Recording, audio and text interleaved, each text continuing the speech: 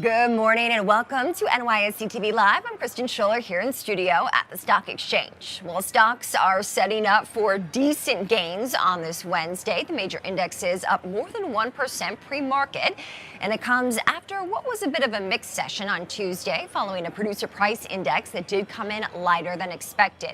The Dow and the S&P notched fractional gains on Tuesday.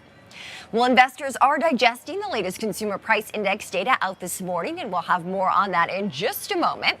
Another big data point for traders to navigate this time of year is corporate earnings, and that reporting season kicking off in earnest today with big banks releasing results like NYSE-listed JP Chase and Citigroup.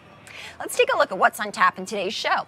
Well-known real estate broker Ryan Serhant is going to join us to discuss everything that home buyers should know in today's housing market, as well as his company's latest funding round and how it is utilizing a brand new artificial intelligence solution.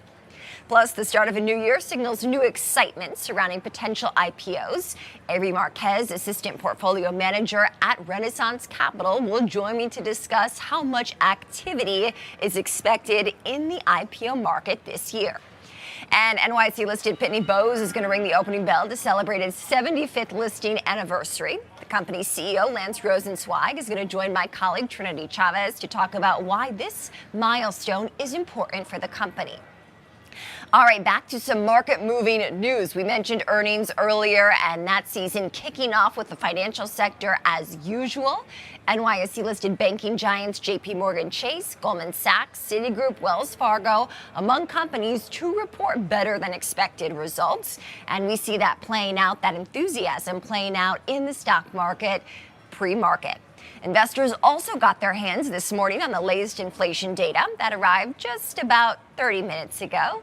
And the headline, a consumer price index showing a year-over-year price gains of 2.9% for consumers in December from a year ago. That was in line with expectations. It was up 0.4% from November, a little bit higher than expected, but the core price did come in a hair below expectations. So stripping out those volatile food and energy costs, core prices were up 3.2% from the same time a year ago, and month on month they were up about 0.2%. All right, well, joining me now to break down everything that we need to know when it comes to markets is Vance Howard. He's CEO of Howard Capital Management. Vance, it's great to have you on the show this morning. I'm well, thank you. And of course, investors feeling optimistic this morning. What are you watching in the markets? Well, there's a lot to be watched in the market. The CPI came out a little bit better than what we'd anticipated. Yesterday's PPI came out a little bit better than what we'd anticipated. But on the short-term basis, we're a little bit negative because I think we're going to get somewhat of a pullback and a sell-off. I think the market needs to work off some froth. And you started seeing the market roll over about the first week of December, and you've seen it kind of continue on that trajectory. You know, the NASDAQ's been down 5 days in a row, so to have an updated day is not to be unexpected if you've got some shorters covering their positions and maybe a little bit of optimism out there. I still think we need to work down a little bit lower to work off some of what was built up in the last quarter of last year, and I think we'll start to see that now. Wouldn't surprise me if we dropped down and retested 5,700 on the S&P. And do you see that as a consolidation or a correction? I think it may be a little bit of both, to be quite candid. We've been a year and a half without a 10% correction, and that's an unusually long period of time not to have a good solid 10 to 12% pullback. So we're due, and it's going to happen. We're just, we just don't know when. Yeah, I think it's worth noting, right, that many participants who watch the market say that even a correction can be healthy at times, given how far we have seen the market rise in the first 2 years of this bull market. Corrections are absolutely necessary. You have to have them to move forward. You're going to have periods of consolidation. People are moving their book around. They're taking profits off some equities that they've made good money in. You've got to have them to move forward. So they're going to happen. So just get used to them. But what you want to try to do is try to sidestep the ones that are dramatically overbought and try to peel some off of there and take some profits and move it to other areas of the market that you can actually pick up some decent gains when the market turns back up. Yeah, let's talk about these bank earnings. Investors optimistic in the wake of better than expected results, certainly from big banks like JP Chase and Citigroup. Strong trading results specifically at play there. What's your view on the banks? We were talking about that a minute ago, and we came into 2025 very, very positive on the banks, very bullish, and I wrote about it in the Wealth Watch, which I write. Over the past week, we're taking a step back, and let me tell you why. This event in California is going to impact impact banks more than people are factoring in this morning. Because you look at Wells Fargo, you look at Bank of America, they've got a large holding in mortgages. Well, if you've got a $20 million house and you've got an $18 million mortgage and it just got burned to the ground, you've only got $3 million in insurance. some of these people are going to walk away from $10, $15 million loans out there, and that wasn't just houses that burned down. We're talking strip centers, we're talking multifamily, we're talking some high-rise buildings out there. It was a lot. And you look at the regional banks too. We were bullish on the regional banks going into 2025, but we're going to peel back and take a good look at that and see how this is going to affect the regional banks, especially the ones that are really concentrated in California. Because we saw two that failed, a couple of years back, a year and a half ago. How's this going to impact them? This is a big deal. It's a lot bigger deal than I think people are factoring in is what's going to happen in the coming second and third quarter of this year. We've been watching the wildfires, and of course Yeah. our hearts are with everyone who was affected in awful. that Los Angeles area indeed. So as earnings season continues, of course, other sectors will start to report. Technology very much in focus has driven a lot of the market gains that we saw, at Yeah. least for the first 2 years of the bull market. The tech sector, the largest sector, of more than 20% weighting in the S&P 500. How does that sector expect to perform? I think it's going to do very, very well. We've always had this build-up in AI, but just kind of getting long in the tooth on AI. We need to see something really happen with AI, where we can actually visually say, okay, this really impacted this company and made it, much, much better or improved their earnings per share. Like one of our top picks is Salesforce. Now, I think that's one that can really benefit from AI, where you can actually see how it's affecting you as far as marketing, because it's an internet marketing type of a system. Plus, it's got recurring revenue, which we like. I think tech's going to do just fine this year. You can't hardly not have it in your portfolio. Let's face it, that's one of the most interesting, sectors of the market. It's like I tell people all the time, Procter & Gamble's a great company, has a pretty decent dividend, but are they really going to make the most interesting bar of soap next year? So how much of the tech momentum has to do with artificial intelligence investments that these companies are making in that technology? I think a lot. I think it's a big impact of why people are buying it. You look at the price to earnings and they're a little bit elevated. Well, the reason they're elevated is because they're betting on what's going to come next, a year out, 2 years, 3 years, which is prudent, it's smart. That's what you're trying to, game. But, how much it's going to impact the earnings, we'll have to wait and see. But again, we're very bullish on tech. So. In just about a week's time, less than that, just 5 days or so, we will see the inauguration of President-elect Donald Trump.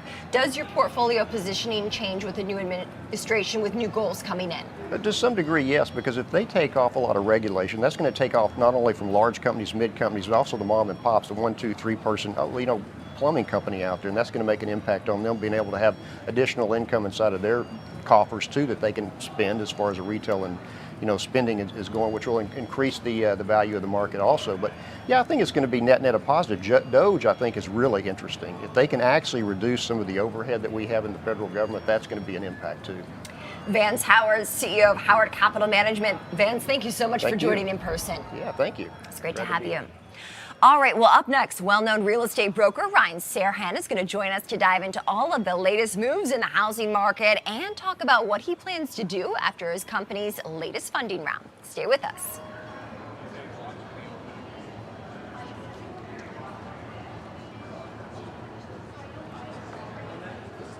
Obvious Ventures is a firm renowned for its world-positive investing approach, focusing on companies that aim to make a meaningful impact across industries, and has been instrumental in backing some companies that innovate in sectors from food and energy to health and beyond. To talk more about the trends and technologies that are reshaping industries while fostering positive change is the co-founder on this episode of Taking Stock.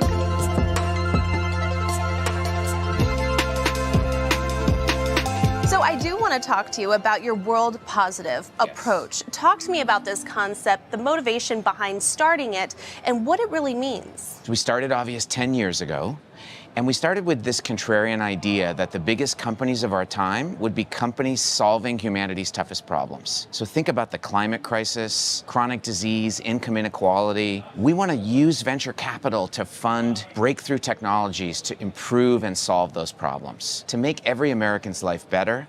And that's what we mean by world positive venture capital. And talk to me about the industries that you focus on that help achieve your mission and your goal. Well, we invest in these 3 pillars. Planetary health, so that's about decarbonizing the economy, generating renewable energy, electrifying transportation. We invest in human health, and that's everything from better for you food to better healthcare companies and better biotech companies. And then lastly, we invest in economic health.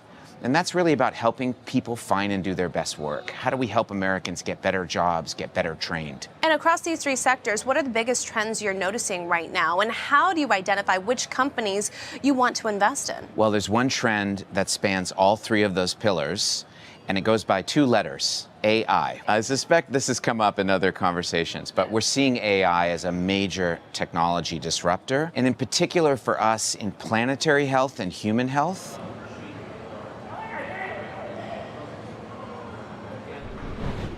Welcome back to NYSE TV Live, everyone. I'm Kristen Scholler here in studio at the Stock Exchange. Well, with choppy market activity to start the year, many potential home buyers are asking themselves how to proceed when it comes to buying a home. I want to bring in my colleague, Trinity Chavez, with more, joined by a very special guest. Trinity, good morning. Hey, Kristen, good morning. That's right. Joining us now is Ryan Serhant. He is the founder, CEO, and broker of Serhant. Over his career, Ryan has closed more than $10 billion in sales. He also stars and produces Netflix's Owning Manhattan. And recently, Serhant secured a $45 million fundraise in its first funding round, primarily to enhance their AI platform, Simple, which streamlines workflows for real estate. Ryan, it's great to have you on the show this morning. Thanks for having me. So, we're anticipating new fresh housing data to come out at 10 a.m. Yep. Obviously, we're going to get more of a direction as to home builder confidence. Talk to me about what the current trends are in the market and what we can anticipate. I think we're seeing the most optimism that I've seen in probably the last 6 years in terms of home building. I think the new administration coming in, they've made some promises. Let's see if they can keep them, right? The housing market is determined by 3 things: supply, demand, and interest rates. And so if we can create more supply, then we can bring down pricing. We can give more to the demand that's already out there because there's significant housing demand. And so I'm excited to see where we might be able to loosen up some federal or state housing, right, that could potentially exist. The most land that's owned in this country is owned by the government, right, both locally and nationally. Yeah. And I think there's a lot of national home builders that are excited about the prospect of different types of tax incentives to create more supply over the next 4, 8, 10 years. What are the potential implications that this is going to have on home builder confidence or trends that are going to impact the broader market? Well, everyone watches rates. Yeah. So even if the Fed benchmark rates comes down, I don't think mortgage rates for your average end loan home user are going to come down anywhere lower than, let's say, 6% over the next year. I think that's kind of the new normal. I think people understand where we are, and they just have to make a decision whether they're looking to buy, sell, or develop. But developers, there's capital that's out there for home builders, and they're constructing all over New York City in a way that we haven't seen in a long time, all over Florida, like we were just talking about. Yeah. I get on a plane and go down to Miami to, we're selling Mercedes-Benz places. Miami right now in Brickell is one of the fastest selling projects I've ever been involved in, and that's an active, massive construction site. I think it's the largest single residential construction site in the history of the state of Florida. Wow. And it's an incredible thing to watch in the states that incentivize developers to build. There's plenty of states that don't. And so it's just a matter of what markets are going to kind of be the hottest in 2025 and making sure that those builders are incentivized to build there. All eyes are going to be on that, as well as you said, the mortgage rates. But how should home buyers approach financing their home as they're entering the market, especially for first-time home buyers? People need to understand that it's not just about the rate, it's about that monthly payment. And there's different ways to lower your monthly payment. You can buy points and buy down that loan. You talk about home builders.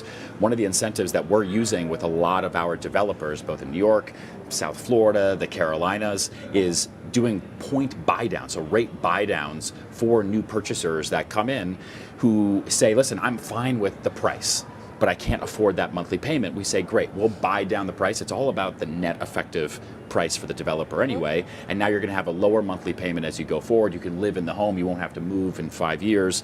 And so people need to understand, how do they live in that monthly payment? And every 100 basis points, 500 basis points in rate movement isn't as big of a deal in the monthly payment as people think. The media blows it up, but it's not as big of a deal, which is why there's so much demand for housing that just doesn't exist, and we need to create more supply. I always like to say that you're dating the interest rate but buying the property, because you could always refinance at any time, right?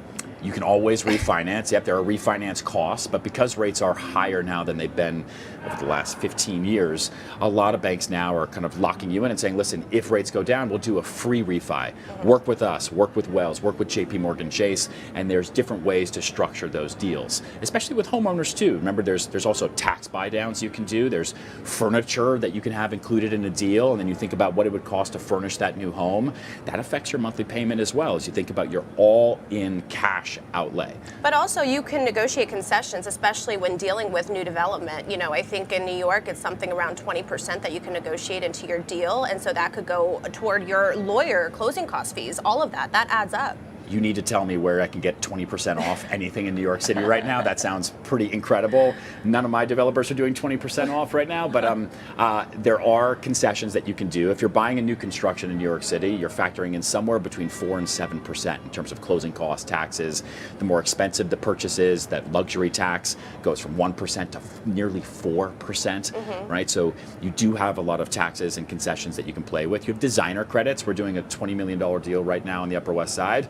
And in order to bridge that gap, the seller is giving a designer credit, right? So it's not a tax concession, but it is a concession, and it helps bridge that gap for that purchaser. I mean, we've had at our firm probably the fastest start to any market I've ever been in at the beginning of any year. We crossed $560 million in transactions yesterday for the first 14 days of 2025. So I think home builders are going to be really excited at 10 a.m. You're going to see that optimism that's out there. I think America's open for business, but even on the $400,000 transactions, where people saying, you know what, I can't wait anymore.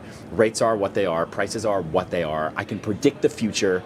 I have somewhat of a stronger sense of consumer confidence. I need to move. I have a baby who sleeps on a cot. We've got to move. We've got to make decisions, and you're seeing sellers do that too, even though most sellers don't want to sell. Everyone is going to actually get back into the market this year. How can home buyers look like more attractive candidates than others when applying for a home? I think dress well, makeup, I think is important, right? Go to the gym. No, I think it's all about that overall picture. Yeah. At the end of the day, it's price and closing timeline.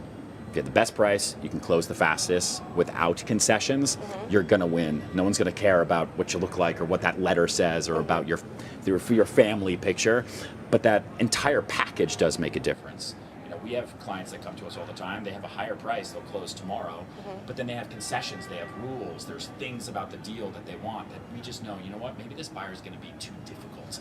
We're gonna go with someone who's paying a little bit less. I'm sorry about this, but I think we're having audio issues with your mic right now. I'm just gonna wait for the cue from our control room so we can continue our conversation as we're adjusting right now. And we are just standing by until we get word that the audio is back on. We're going to take a quick break right now as we work through a few audio glitches, but we will hopefully continue this conversation as soon as we come back.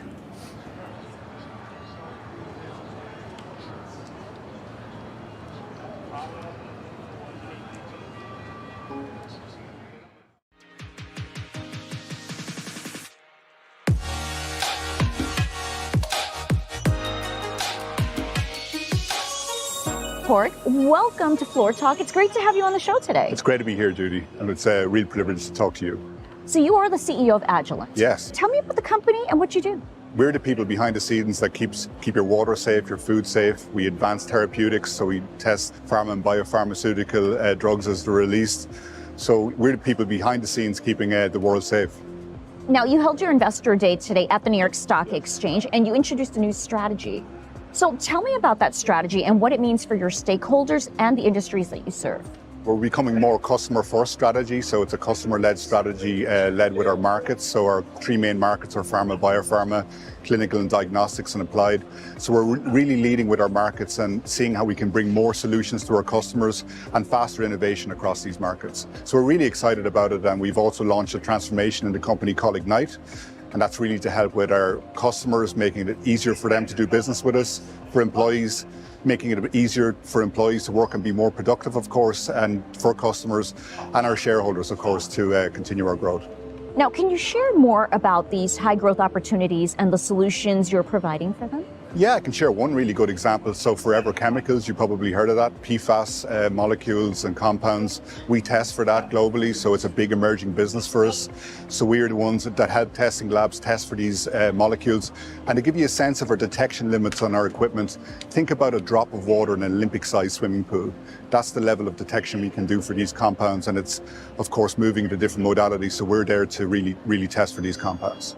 Now, today you rang the opening bell to mark the 25th anniversary as a public company.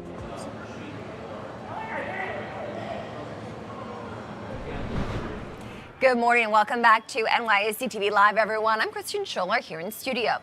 Well, according to new research from Renaissance Capital, the IPO market found its footing in 2024, citing NYSE-listed companies like Reddit, Viking, and Rubrik as leading the way.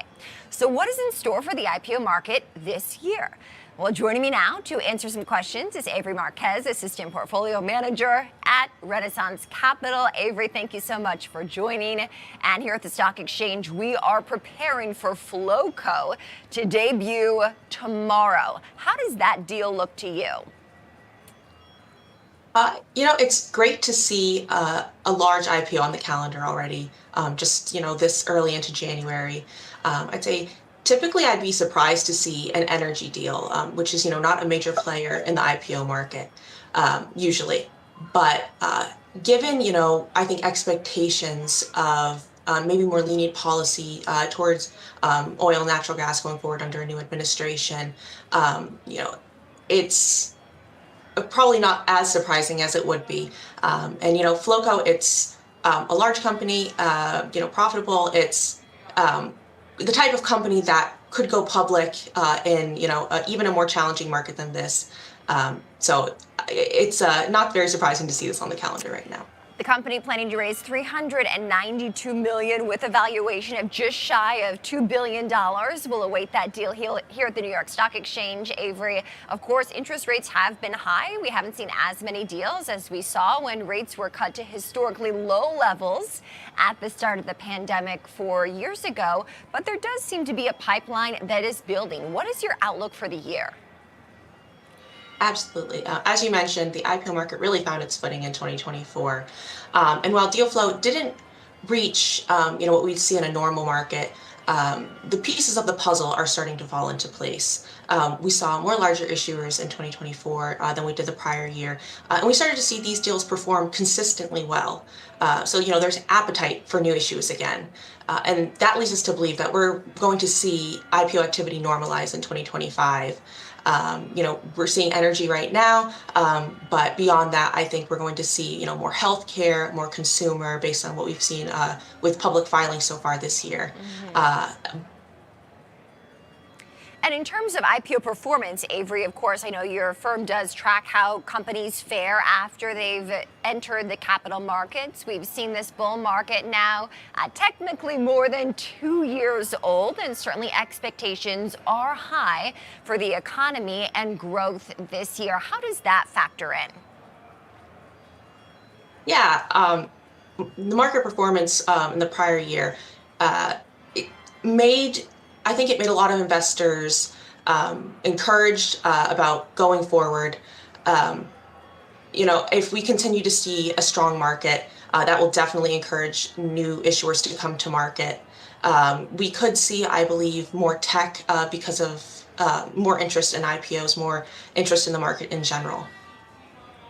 Yeah, technology is certainly in focus. I know those technology names have driven much of the gains that we've seen in the S&P for the first 2 years of this bull market. When it comes to technology, Avery, is it artificial intelligence that is of most interest to companies and the pursuit of most companies that are looking to tap the capital markets? I believe that we're going to see a lot of companies mention AI, try to play up an AI angle. We've already started seeing that in the past 2 years. So AI is, not going away at this point. It's pretty, it's more than just a buzzword, I guess, I'd say. So I think AI is going to play a big part in the IPO market. Companies are going to leverage interest in AI to potentially, push these deals forward. But yes, AI, I think, is going to be a big part of the IPO market going forward. Avery Marquez, Assistant Portfolio Manager at Renaissance Capital. Avery, thank you so much. Thank you. All right, stay with us. We're going to take a short break, and we'll see you on the other side.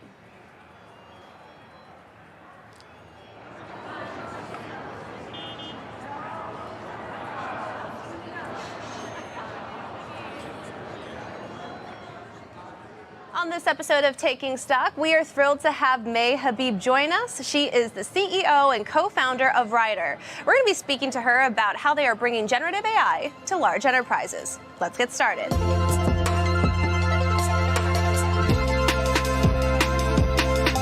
We've been in generative AI for the last 4 years, working on bringing generative AI to the enterprise. And what we've learned from folks is they need a full solution. LLMs are very powerful, but not enough to very quickly get to value on these mission-critical workflows. And you recently announced a $200 million Series C funding with some of the biggest and most influential companies backing this effort. Talk to me more about the partnership and why was now the right time to have this fundraise. We had some incredible corporates join the round: Salesforce, Adobe, Workday, IBM. And there's a real realization that enterprise generative AI, especially where we're going on agentic workflows, requires a real understanding of these real-world mission-critical flows that is just much more complex than folks thought. And I think being able to stitch together multiple systems, multiple departments with generative AI, rewiring these flows,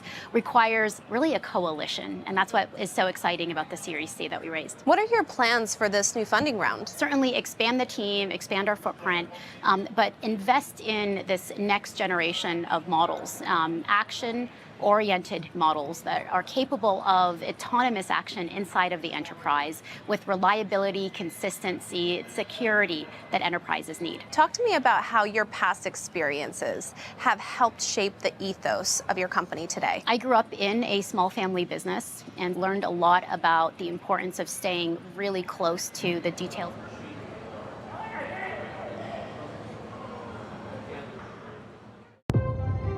Together, we built something truly beautiful in the true iconic notion of what America is all about. This is our task, this is our mission. We have a clear focus and we have the ability to be agile and innovate. It takes years of dedication to get us to this milestone. It is all because of you. Never doubt that a small group of thoughtful, committed citizens can change the world. It is the only thing that ever has. To be a woman leader, it's not so easy, but it's easy if the passion and the love is coming from your heart. The New York Stock Exchange is the symbol of what America is all about. Potential of capitalism, the potential of an American dream. The only way you can move a society forward is a true expression of freedom.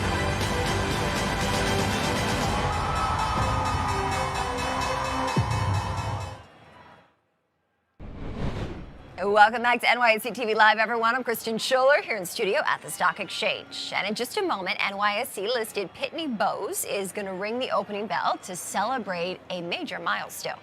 I want to bring in Trinity Chavez, who has more on this. Hi, Trinity. Hey, Kristen. That's right. So today, Pitney Bowes, ticker symbol PBI, is celebrating 75 years on the New York Stock Exchange. And CEO Lance Rosenzweig will ring the opening bell, marking this major milestone for the company's transformation. Now, under his leadership, Pitney Bowes has sold its global e-commerce business to streamline operations and boost profitability. And the company has also increased its cost savings target to between $120 million to $160 million, demonstrating a strong commitment to financial efficiency. So this event really underscores this company's dedication to innovation and growth, Kristen, and also it's evolving in the business landscape. And later on in the show, we're going to be speaking with the CEO about the significance of this moment. But I mean, we have a lot more to get to after the opening bell, right, Kristen? Trinity, that's exactly right. And so we are going to be covering markets at the open in just a moment as Pitney Bowes technically opens the markets here at the Stock Exchange. But very much in focus today, as we've been covering all morning, of course, are bank earnings, investors responding accordingly to those, banks exceeding expectations, NYSE-listed banks like the JP Morgan Chase and Citigroup as well. You can hear some action and yelling behind me down as we are setting up for this market open. Let's take a listen to the opening bell.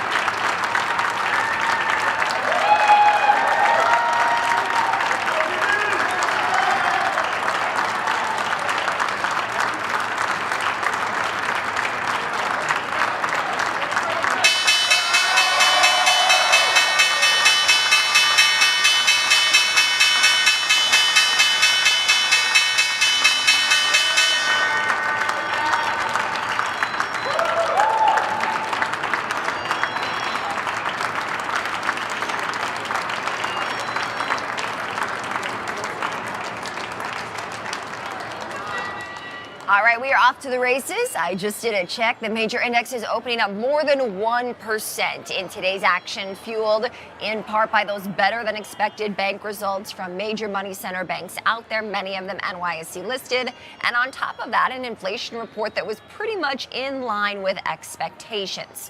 So joining me now to talk more about what the retail investor is doing is Brett Kenwell. He's a U.S. investment analyst at eToro. Brett, thank you so much for joining. Yeah, thanks for having me. It's great to have you because you have a unique perspective specifically on the retail investor, not necessarily the institutions who trade major money, but that retail investor at home who might be watching our show. What is the sentiment of the retail investor right now? Yeah, you know, the sentiment is pretty good for retail. When we talked to them in late November, early December, we're fresh off the election. Markets were at all-time highs, making new highs, especially a lot of those tech names, AI names, and they remain bullish coming into the year. Almost 2/3 of respondents expect the bull market to continue in 2025, and we're seeing some reshuffling after the election and coming into a new year. Yeah, so talk to me more about that sector rotation and what might be more in favor as other sectors maybe do take a back seat. Sure. So the first spot that really jumped out was crypto. 2/3 of respondents did say that they were planning to increase crypto allocations coming into 2025. That's not too surprising, I think, with the momentum that we've seen in Bitcoin, and with the incoming administration's new, sort of view towards the space. And another place was equities. Obviously, it's not too surprising to hear that, but when we look closer into equities, it was really tech stood out a lot. Tech was the number one sector that investors plan to allocate more to in the coming year, which may not be too surprising to hear, but it actually, kind of is when you look at the data, because the financials were actually the number one sector for investors throughout 2024. But yeah, tech is the place where investors are looking. How are data points like inflation driving activity on eToro's platform? Yeah, inflation actually was the top fear for investors when they look at risks for their portfolio. They're worried about inflation, and 24% of respondents said that was the top worry for them coming into this year, which is actually down from 30% in Q3. So it sort of says it's not as much of a concern as it was before, but it's still top of mind for investors, and particularly the Gen X and millennials were really concerned about inflation. You mentioned technology earlier, and it does seem as if artificial and technology almost are one in the same, right? Certainly these mega cap technology companies are investing heavily in technology, and many companies that are still private also trying to harness that AI component as well. What is the AI trading activity on eToro? So when we look at AI specifically, we see a lot of stocks that did really, really well into the end of the year. NVIDIA and Palantir really come to mind, but we saw kind of an interesting divergence among retail investors. So 60% of retail expects them to continue higher in 2025, and yet only 22% of respondents, so less than a quarter, expect or have an allocation to that group right now, and that's down from Q3. But my expectation, my thought process behind that is maybe some of those investors took some off the table, took some profits in early Q4, and are looking to redeploy that capital in 2025 if we see a pullback. Yeah, so as it stands now, the S&P is probably just down about maybe 3.5% from its all-time high, given markets surging behind us on the back of some decent data, right? Not maybe as bad as feared. And of course, those positive results from the banks. Every sector is different. We'll see how well other sectors perform as this earnings season does continue to carry on. But by and large, Brett, do you anticipate that people will be adding to their portfolios throughout the year? On your platform, does that usually happen at the start of the year, or do you see it on an event like a pullback? Really, we do tend to see it around when we have big events in the market. Typically when volume ticks up on NYSE, for instance, that's when we see our volume tick up as well. So I would think that when we start to get to these, deeper parts of the pullback, or even on big up days like we're having today, that's when retail will start to get more involved back in the markets. Maybe feel they have a little bit of a green light here. But when we zoom out and look at the markets in general, I think we're still in a structurally strong market, even though we're kind of in the throes of like you mentioned, a minor correction right now. But the main catalysts of the bull market are still intact. Mm-hmm. And in terms of what Monday might bring, the market is actually closed that day, but it is the inauguration of a new administration. Has that changed the dynamics on eToro at all? I don't think so. I mean, if anything, it's just nice to have the event out of the way. The election's in the books. We have clarity. The markets love certainty. And so just to have that sort of finished and done with, we can start to turn our attention forward to 2025 and what the new year brings. We haven't yet covered crypto, right? Bitcoin is surging through $100,000 a token. Brett, I'm sure something that you followed toward the end of last year. A lot of that was a post-election boost. Also, of course, the first Bitcoin ETF getting approved by the SEC at the start of 2024. What's the crypto status on eToro? Crypto remains bigger than it's ever been. It's a major focus point among retail investors, not just with eToro, but with retail as a whole. It remains hot. I think it's twofold. I think it's the momentum that we saw late in 2024 really carrying. Investors feel comfortable with the bull trade. Bitcoin's had 2 great years back to back. So I think investors are looking for that momentum to continue, but at the same time, the expectations for the regulatory environment are that things will ease and become a little more lax. Brett, what does the data show about how generations are investing and trading on eToro? Do you have that data? Yeah, so when we look at retail, actually, by generation, we see the youngest of the generation, so like a Gen Z, is actually kind of gravitating towards cash and bonds, sort of an interest, sort of plan interest rates, which is kind of interesting. Wouldn't really expect that from the younger generation, but at the same time, they are the ones that do have large life purchases that, coming up in the near term, and we're fresh off of 2 strong years in the markets where the S&P gained more than 20%. So maybe that's them saying, let's take some money off the table, put it in the savings account, and we'll save that for our rainy day. When you look across more like Millennial or Gen X, they're a little bit more diversified. They're focused on crypto, they're focused on stocks, and then our older generations are actually focused more towards like dividend stocks, income plays. Of course, probably as they get closer to the retirement age. Sure. Brett, just very quickly before I have to let you go, we do want to inform our viewers just in terms of the right way to trade. What would you advise them? Position size is always really important when it comes to trading, comes to investing. Really being mindful of your leverage, especially when you get into environments where volatility is elevated, when environments start to get choppy. You want to be careful. All right.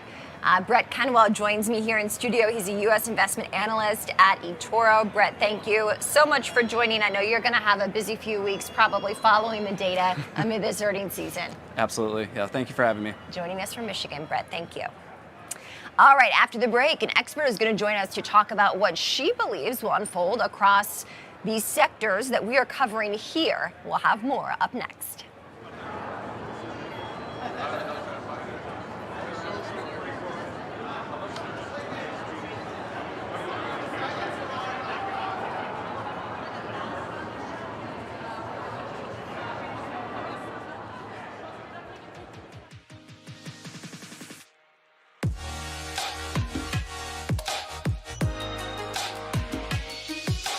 Colleen, welcome to Floor Talk. It's great to have you on the show. Judy, thanks for having me. I'm so excited to be here. So, Colleen, you joined Planet Fitness as CEO in June. So tell me about your first 6 months. It's been a very fast first 6 months. I've really leaned into spending time in our clubs and getting to know our franchisees, talking with our club team members and seeing how our members utilize our clubs. I call it feet on the street. It's been really insightful. And we've also worked on our strategic imperatives and kind of codified our roadmap for our growth ambition. So tell me about your growth strategy and vision for the future of Planet Fitness. Our 4 strategic imperatives really start with refining our brand promise and then making sure we pull that through in our marketing messaging. We're also leaning into member experience to make sure that we're connecting with our membership and enhancing our relationship with our members and delivering a format both inside and outside the clubs that's most meaningful for them and is going to enable them to accomplish their fitness goals. And then we lean in on format optimization and our equipment mix. And that's making sure that we've got the right mix of equipment for how our members want to utilize our clubs today. And when we get all of that right, and we're thoughtful about unit economics and build cost for our franchisees, it enables us to turn up the afterburners on growth. Now, how will you redefine your brand strategy and communicate it effectively? We're growing stronger together, and we're all strong on this planet. We're seeing across generational cohorts a focus on utilization of strength in our members' workout routines and our prospective member workout routines. So as we've done,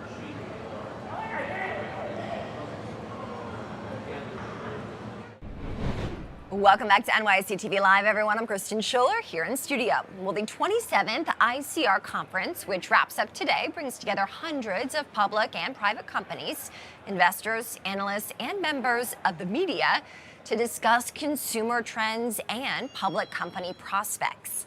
Our Judy Shaw caught up with ICR's president Don Duffy to talk about what he is seeing and hearing at this year's event.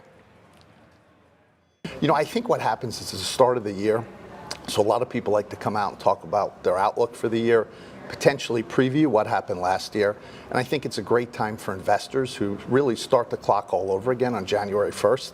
They're looking for new ideas. It's a great opportunity for people to exchange thoughts about what they think about the coming year, so it's really a great networking event. In addition, we bring a unique group of people together.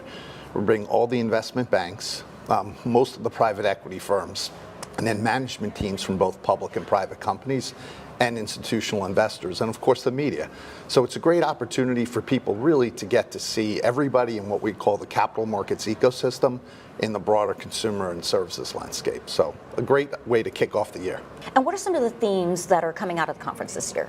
Sure. I think the top themes right now are, one, the consumer is a little bit healthier right now. I think people were very nervous getting into the back half of last year between inflation, some of the concerns about the economy. There were a lot of folks got nervous about consumer spending. I think what we've heard so far is that there's a little bit more enthusiasm about what's going on across the consumer landscape, number one. I think number two is executives have more confidence investing in growth. I think likewise, there was a point in time last year where we heard a lot of nervousness about committing capital, stepping on the gas from a growth perspective, and really driving their businesses. And it feels like there's a little bit more renewed confidence among the C-suite to put capital to work to grow their business. And I think the last thing, because we have a lot of private companies here too, is that there's some excitement about the public markets again. It has been a 3-year lull. It's been a very difficult environment. And I think as companies look to enter the public markets, they were really looking at peers out there, what they were saying, how they were trading. So I think the performance of the market last year gave people a little bit more confidence to say, hey, it may be time to get ready again. And so I think those are the key three themes that we're hearing so far, and we still got another day and a half to go. So speaking of the public markets, we know that it's been in a little bit of a slump for several years now. So what is your outlook for the IPO market this year? Yeah, we like to think, I'd like to say normalize. You know, I think what happens is a lot of people think back, they have short memories. It was like 21 was such a high bar. 22, 23, and 24 were a little bit of the hangover. But I think there's a few things going on. Number one, there is a need for liquidity. If you invested privately in a company and you missed the 2021 window, it's now 3 years later. So there is a desire by private equity venture investors to get liquidity. Number two, their peer valuations, as I said earlier, have gotten better. So people feel like it's a little safer to jump in from a valuation perspective. And I think the most important thing is institutions are also much more enthusiastic. We're seeing it here. We actually see the meetings that institutions book with companies. It's a record this year. We have some of the largest institutional investors in the world that are represented here. So we see a lot more interest from them. They've sent more people here. They're talking to private companies. They want to see more product in the public market. So I feel like the stars are aligning a lot better. We heard today, I know a big energy deal just launched. They're going to list on the New York Stock Exchange, so congratulations. But we saw 2 deals launched this week. We actually worked on a software transaction that launched in the 4th quarter. So again, the level of enthusiasm is up, and I think when you put those 3 things together, you should see a more normalized market. And if I had to guess, that means maybe 150 IPOs, give or take, is where I think is, but certainly a lot better than 24. All right, well, welcome back to NYSE TV, everyone. Earlier this morning, NYSE listed Pitney Bowes rang the opening bell, and I do want to bring in Trinity Chavez, who is sitting down with today's bell ringer. Hi, Trinity. Hey, Kristen. That's right. As we mentioned earlier on in the show, Pitney Bowes is celebrating its 75th anniversary on the New York Stock Exchange. CEO Lance Rosenzweig just rang the opening bell, opening up trading for the day. He's joining me now. Lance, it's great to have you you on the show, fresh off of the Bell podium. Thank you have a you, bright Trinity. smile on your face. Excited to be here. Congratulations. How are you feeling right now? Feeling great. I mean, it's the 75th anniversary of Pitney Bowes' IPO. And very few companies have made it that long. I'm very proud to be representing the company. 75 years. That's a huge accomplishment. Talk to me about all of the hard work, the dedication, but also the key milestones that you're most proud of, you know, standing behind this company that's been around for so long. Yeah, it's an incredibly resilient company. Started by Arthur Pitney and Mr. Bowes over 100 years ago. And over the course of the years, there's been a tremendous evolution. There's been new products, there's been new services. We're super excited about our new businesses now, and just couldn't be more thrilled. Talk to me about, you know, being with the company, you know, during your tenure here. What are some of the milestones that you're most proud of? Yeah, so when I joined the company last year, it was really to implement a turnaround plan. It wasn't the first time I've done this, but I think it was in many ways the most impactful time. And we were really able to take the company through a series of strategic initiatives that had a really great impact on the business, on our profitability, and on our prospects. And, you know, super proud of the team for having done that. And now your company has been helping clients since 1920. Talk to me this transition and how you've kept up with innovation and evolving times. Yeah, it's really a testament to our team and our creativity to be innovating in new areas, in new products, in new opportunities. Our Centec business has really grown tremendously in its shipping area with really exciting new technologies. And our pre-sort business has evolved and has been consistently growing as well.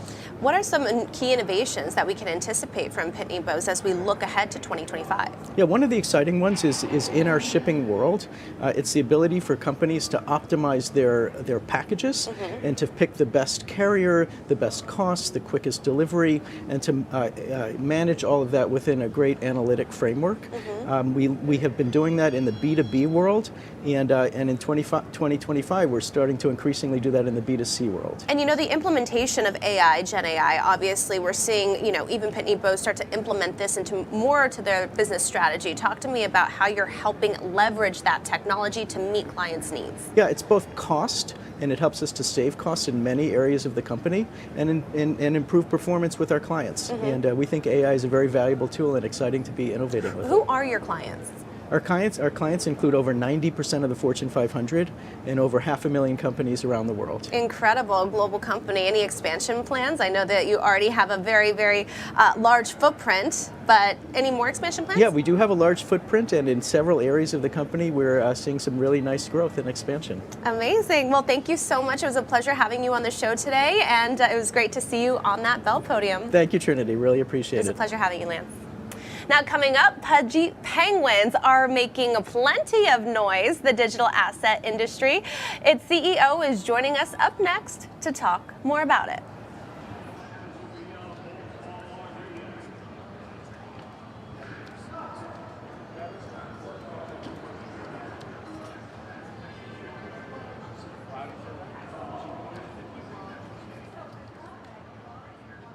Today we're talking about the future of dining with an iconic brand, P.F. Chang's. With 300 restaurants around the world, they're taking a bold new step into fast casual dining, a new concept called Pagoda. And I have the CEO here to tell me all about it, only on Taking Stock.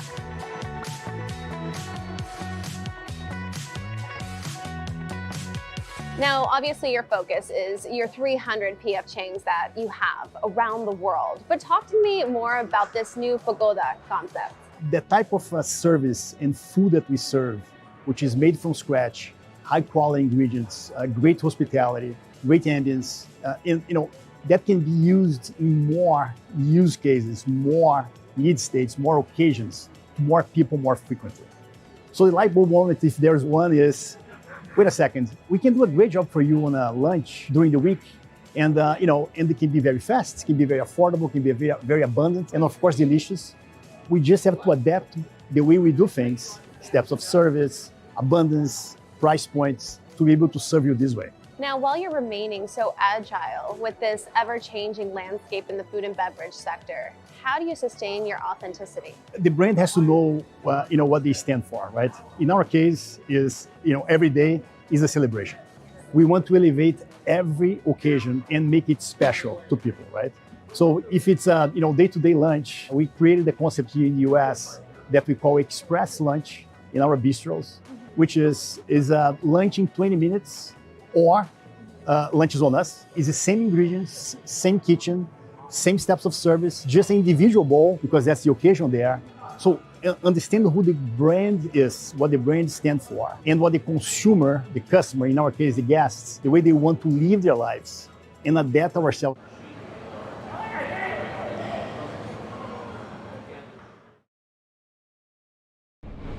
Welcome back to NYSE TV Live. I'm Trinity Chavez in studio at the New York Stock Exchange. Now, as winter continues to bring freezing temperatures to much of the U.S., the Penguins have come out to play here at the New York Stock Exchange. The Pudgy Penguins native token debuted. Its Pengu native token of NFT project debuted at $2.3 billion market cap. As you see there, my co-host is right next to me. We have some of the Pudgy Penguin swag joining us in studio, and also joining us to discuss this more is Luca Netz. He is the CEO of Pudgy Penguins. Did you see that shot, Luca? I loved it. You made my morning. I mean, I have the co-host here with me in studio. I also have some of the swag that you and your team sent over. I am loving this. I love seeing it on the big screen. I love it. Okay, well, let's just get into this conversation. First of all, let's talk about Pudgy Penguins. Tell us more about what you're doing in the Web3 space and how this actually works.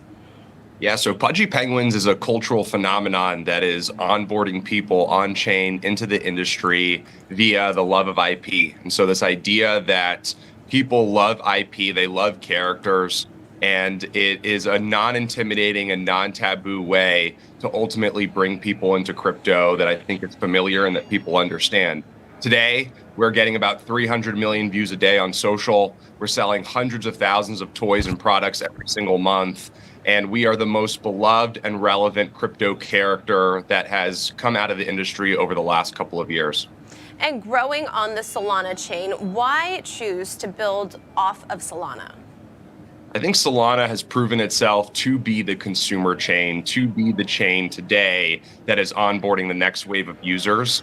And we wanted to be where the new user growth is. And Solana seemed to be like the place to do it. And so it's been an amazing journey thus far. I think right now, Pudgy Penguins and Pengu has over 650,000 holders on chain, which makes it one of the most held on-chain tokens in the world. But you know, the total supply is about 89 billion Pengu tokens. That's roughly 25.9% of which are set aside for members of the Pudgy Penguins ecosystem via an airdrop claim, right? So can you explain to us how this exactly works?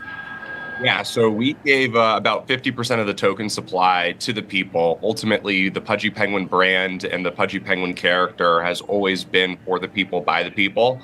And I think it was the biggest claim of all time at roughly $1.2 billion when that happened.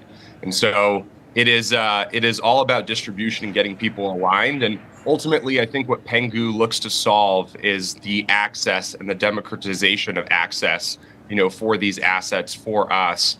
Today, our NFTs are about $100,000 a piece. There's a huge barrier to entry for people to participate in this cultural phenomenon. And Pengu allows anyone and everyone, whether it's $1 or $10 or $100,000, to participate in the growth and align themselves with the brand and the community. Now, I do want to talk more about the upcoming administration as we are gearing up for the inauguration January 20th. How do you anticipate this sector will be impacted with the new administration? I think it changes everything. I mean, for the first time, we have a pro-crypto administration, an administration that has participated in this space over the last couple of years. And I think it just changes absolutely everything. For us, I think it opens the floodgates. It opens the floodgates not only for regulatory clarity, but I think for opportunities and what you can and cannot do. And I think for, you know, companies like ours, and I think for the rest of the space, we're really excited to have a clear line of sight as to, you know, what the rules and regulations are. And we're super confident that this administration is going to provide that clarity. How are you positioning yourself as a business to be prepared for the new regulations and policy shifts? I think ultimately there's a lot of things, like I said, that we haven't done up until this point because of that lack of regulatory clarity. And so I think depending on what comes out, will either give us a green light or a red light on what we can and cannot do. But it's important to note that the Pudgy Penguin business is very much traditional business. I think last month alone, we sold north of 500,000 toys in retailers. And we have a content business and a licensing business that is growing year over year at a pretty significant rate. And so regardless of what the regulators and what the new administration does, the Pudgy Penguins, business side of the company is on a pretty clear path in terms of where we need to go next. Speaking of where we go next, I do want to know what's next for Pudgy Penguins. As we kicked off 2025. What are you looking at for the near term? Yeah, I think, up until this point, I think we've done probably the best job over the last couple of years in terms of becoming a cultural phenomenon and being the character within the industry that represents the industry in the best way possible. A huge mission for us over the last couple of years has becoming the face of crypto, the mascot of crypto. And I think up until this point, we've done exactly that. But we really need to take it up a notch here in 2025. I would anticipate, what does it look like to have long form content, whether it's a movie or a TV show. We have 2 premier games releasing, one on desktop, one on mobile. And we have announcements and partnerships that I think just are going to continue to push crypto forward. Just like Pudgy Penguins and Walmart was a historic moment, I think we have a lot more historic moments in store. And we're going to keep an eye out for that. We look forward to having you back on the show to talk more about those news announcements and new products. I mean, right now I have some of the figurines and the keychains, so feel free to come back on and tell us more about it, Luca. Excited. Thanks for having me. Again, that was Luca Netzi, is the CEO of Pudgy Penguins. Now, before we wrap up the show, I do want to bring my colleague Kristen Scholler back in. Kristen, I mean, look at what we got. We're going to have to come share it with the team. Those look pretty cozy, Trinity. I like the one in the box because it has some really cool shades on. I know. Yep, I don't know. Hold on. The light is a little... I like that. We finally have a sunny day here in New York City. So I have to say, Pudgy Penguin is dressed for success. But look at this. We're kind of twinning right now. Are we twinning? It is adorable. I unfortunately don't have your audio, Trinity, but before we wrap the show, we should take a look at how the stock market is faring. The Dow surging more than 600 points. The major indexes up more than 1%. There's a look at the Dow up nearly 700 points. In fact, as we wrap this show, just about a half hour into trade, it is up 1.7%. Of course, bank earnings, inflation, all of these acting as positives in the market to move stocks forward. Trinity, I think that's going to do it for our show today. From Trinity Chavez, myself, our entire NYSE TV team, thank you so much for joining, and we'll see you tomorrow morning.